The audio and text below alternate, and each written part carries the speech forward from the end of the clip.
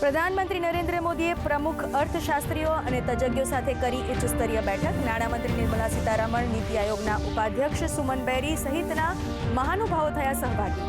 વૈશ્વિક પડકારો વચ્ચે આગામી બજેટ અનુસંધાને ભારતની ભાવિ આર્થિક વૃદ્ધિ ઘટવા માટે થયું મંથન।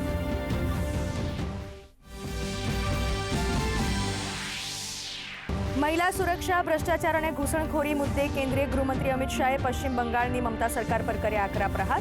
2026માં બંગાળની ચૂંટણીઓ પ્રચંડ બહુમત સાથે જીતવાનો કર્યો દાવો। ઘૂસણખોરી અંગે કહ્યું, દેશભરમાંથી બાંગ્લાદેશી ઘૂસણખોરોનો કરીશું સફાયો।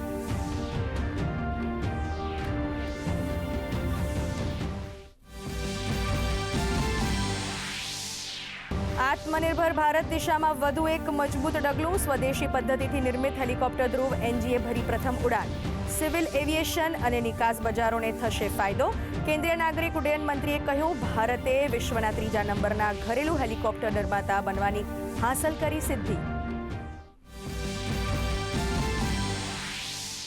ભારતમાં એઆઈની ઇકોસિસ્ટમને ગતિ આપવાની પહેલમાં ગુજરાત નિભાવશે મહત્વપૂર્ણ ભૂમિકા। ગિફ્ટ સિટી ગાંધીનગર ખાતે ઊભું કરાશે દેશનું પ્રથમ આર્ટિફિશિયલ ઇન્ટેલિજન્સ રિસર્ચ ઓર્ગેનાઇઝેશન।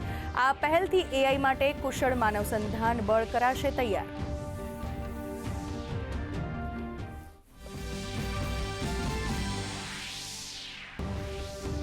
નવા વર્ષે સાયબર સ્કેમથી સચેત રહેવા સાયબર સેલનો નાગરિકોને અનુરોધ। મોબાઈલ પર આવતી ગ્રીટિંગ કાર્ડ કે ગિફ્ટ જોવા માટેની લિંક ખોલવાથી બચવા અંગે આપી સલાહ। સાયબર સેલે સાયબર ફ્રોડથી થતા નાણાંની ઉચાપાતના 50% રકમ રિકવર કરવાની હાંસલ કરી સફળતા।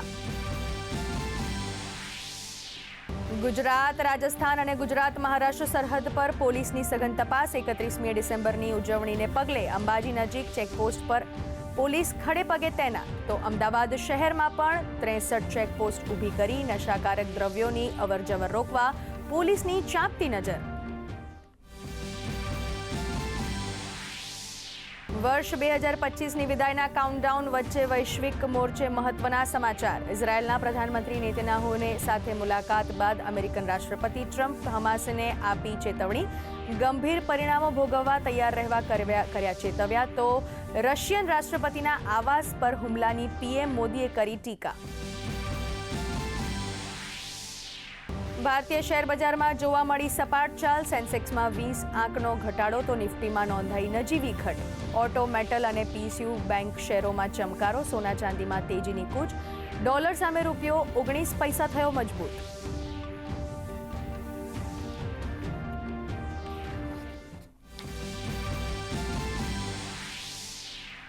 વેસ્ટર્ન ડિસ્ટર્બન્સને પગલે રાજ્યમાં ભર શિયાળે માવઠાનું સંકટ। આજે કચ્છના પશ્ચિમ ભાગોમાં હળવા વરસાદનું હવામાન વિભાગનું અનુમાન। તો નવા વર્ષે ઠંડીનો માહોલ ફરી જામવાની શક્યતા। ઠંડીનો પારો 2 થી 3 ડિગ્રી સેલ્સિયસ નીચે ગગડવાની સંભાવના।